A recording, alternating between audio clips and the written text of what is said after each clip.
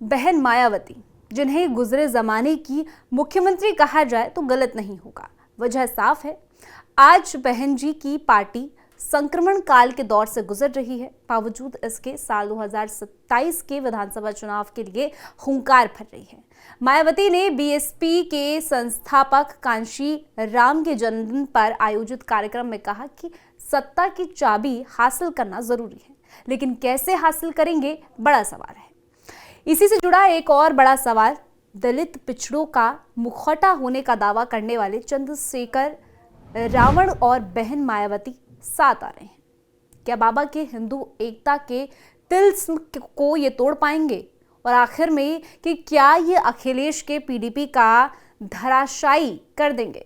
खास करके ऐसे दौर में जब बाबा के हिंदू जागरण का एक ऐसा आंदोलन छेड़ा गया है जिससे कि अभी तक जातीय समीकरण के सहारे सत्ता हासिल करने वाले बड़े बड़े धुरंधर धराशायी हो चुके हैं और खुद को चट्टान बताने वाले क्षेत्रीय छत्रपों के पसीने छूट रहे हैं।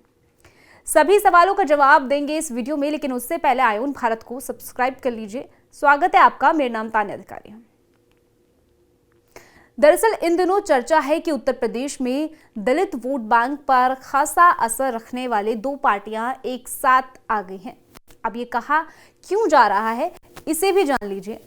हुआ यूं कि उत्तर प्रदेश के बाराखंबा आगरा रेलवे फाटक के पास अंबेडकर सामुदायिक भवन पर रेलवे ने अतिक्रमण का एक नोटिस लगा दिया।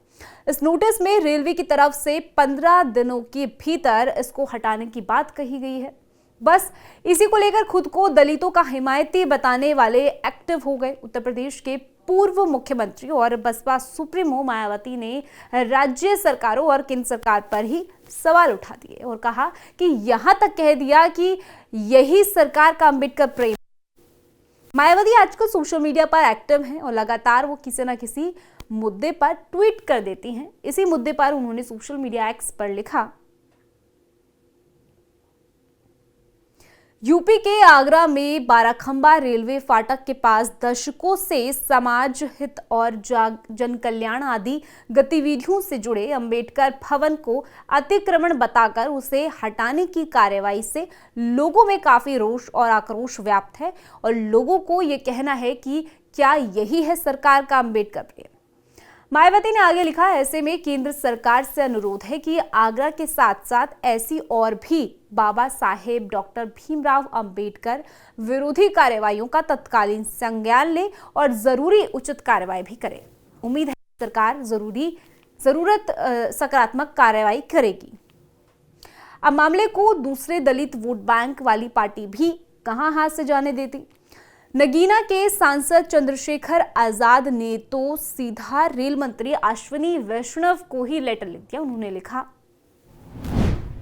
ये भवन उस स्थान पर स्थित है जहां मौजूदा गड्ढों को भरकर आधी शताब्दी पूर्व इसे जनहित के लिए खड़ा किया गया था। ये केवल एक संरचना नहीं बल्कि बहुजन समाज की सामाजिक सांस्कृतिक चेतना और उत्थान का केंद्र है। ऐसे में इसे अतिक्रमण घोषित कर हटाने का कोई भी कोशिश ना करे तो केवल ऐतिहासिक अन्याय होगा, बल्कि समाज के पिछड़े और दलित वोट वर्गों के प्रति उपेक्षा को भी दर्शाएगा। इस मामले पर बाकी राजनीतिक दलों ने भी अपने अपने बयान दिए। समाजवादी पार्टी के नेता अखिलेश यादव ने कहा कि ये कदम दलितों और पिछड़ों के अधिकारों पर हमला है। उन्होंने केंद्र और राज्य सरकार से इस मामले में तुरंत हस्तक्षेप करने की मांग कर दी। दूसरी ओर भाजपा नेता इस मामले में रेलवे प्रशासन के निर्णय को कानूनी प्रक्रिया का हिस्सा बताते हुए कहा कि अतिक्रमण हटाने का ये कदम सभी के लिए समान रूप से लागू होता है। अब ये तो हुई पार्टियों की बयानबाजी, लेकिन आखिर रेलवे के इस कदम के पीछे वजह क्या है? देखिए, आगरा में ये अंबेडकर भवन स्थानीय समुदाय के लिए एक सामाजिक और सांस्कृतिक केंद्र के तौर पर काम करता है। रेलवे प्रशासन का कहना है कि यह भवन रेलवे की जमीन पर अवैध रूप से बनाया गया है और इसे हटाने के लिए नोटिस जारी किया गया है। हालांकि स्थानीय लोगों और सामाजिक संगठनों का कहना है कि यह भवन कई सालों से समाज के लिए काम कर रहा है और इसे हटाने का फैसला गलत है। अब सवाल ये उठता है कि क्या सालों अवैध कब्जा मालिकाना हक का अधिकार हो सकता है? बिल्कुल नहीं। तो फिर भी अब विक्टिम कार्ड और वोट बैंक पॉलिटिक्स क्यों?